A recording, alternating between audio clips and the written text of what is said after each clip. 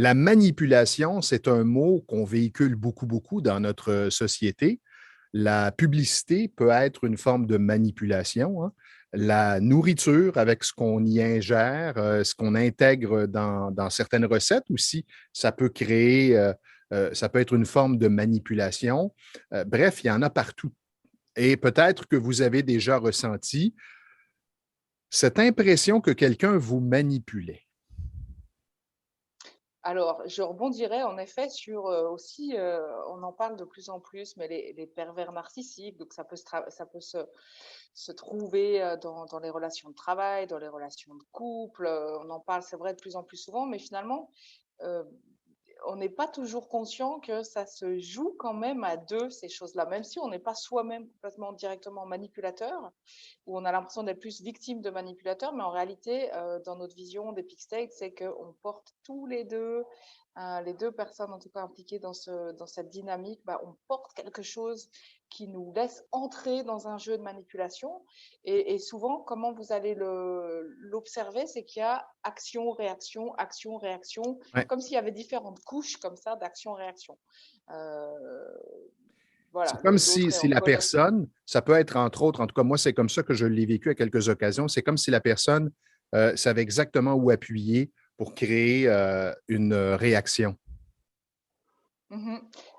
Et à la différence des relations qu'on appelle, nous, des liens, des cordes Des affectives, en cordes, fait, oui. à la différence des cordes, en fait, là, il y a plusieurs couches dans la manipulation.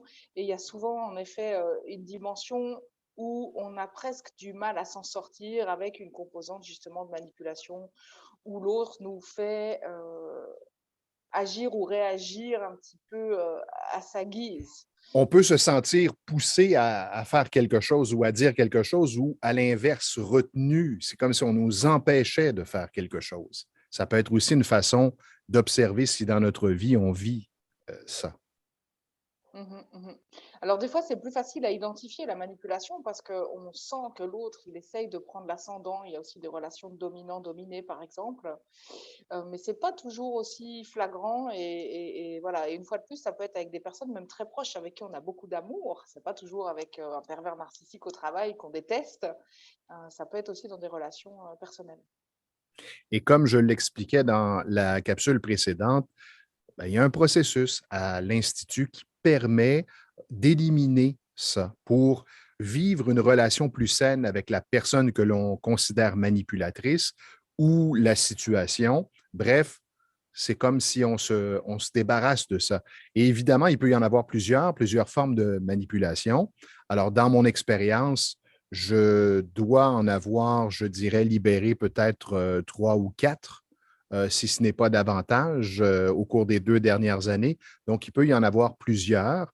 L'Institut pousse ses recherches plus loin et continue de développer ou d'améliorer certaines Mm, techniques. Alors, peut-être qu'un jour, on aura la possibilité, avec un processus, de tout éliminer, ce processus, c'est ça. cette approche manipulatrice. C'est ça, c'est qu'en fait, ce qu'on s'est rendu compte, c'est qu'on peut développer un mécanisme qui amène à de la manipulation avec chaque personne avec qui on rentre en jeu. Ou en tout cas, avec chaque personne, ça va être un mécanisme séparé, entre guillemets.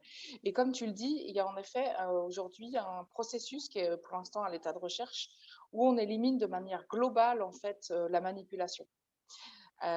Donc, je l'ai testé déjà et je peux vous Et dire comment que tu ça te a un sens? impact juste assez Euh, fou, ouais, très qu'est-ce libre. qui se passe? Alors, qu'est-ce que tu observes maintenant comparativement à avant? Alors, au niveau des relations personnelles, j'avais déjà travaillé de manière individuelle avec la manipulation. Donc, par exemple, dans le couple ou à différents niveaux. Ce qui est intéressant aussi de dire, c'est qu'on peut travailler avec carrément une institution, en fait. C'est que la manipulation, elle n'est pas non plus que d'ordre individuel. Donc, par exemple, je l'avais fait dans différents domaines de ma vie, par exemple avec l'argent. On peut même utiliser cette technique, en fait, sur des concepts. Par exemple, l'argent, je disais, mais ça peut être aussi le futur, la peur du futur. Donc moi, j'utilise aussi ces techniques sur différentes choses. Et quand j'ai fait moi-même le process global, en tout cas, ce que j'ai ressenti, c'était waouh, c'était une immense libération. Je vous avoue que j'en ai vraiment pleuré de gratitude tellement c'était.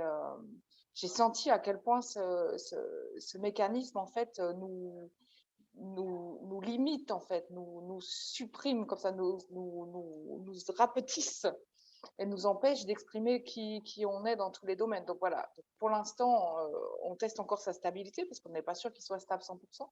Et d'ailleurs, en exclusivité, on a un rendez-vous demain avec toute l'équipe de recherche pour justement parler des dernières avancées avec nos nouveaux processus qui sont des processus globaux comme là pour la manipulation, par exemple. Donc, on reviendra avec plus d'infos là-dessus. Alors, ce que je vous invite à faire, ce que je vous suggère, c'est d'observer si vous ressentez cette manipulation, dans quel contexte, avec qui ou avec quoi, et prenez en note. Peut-être pouvez-vous nous écrire, soit en privé ou sous cette vidéo, si vous avez simplement le désir, le goût de partager qu'effectivement, vous l'observez dans telle ou telle sphère de votre vie. Et si vous voulez régler ça, libérer ça, ben, vous pouvez simplement faire appel à Céline et elle pourra vous accompagner dans une approche personnalisée.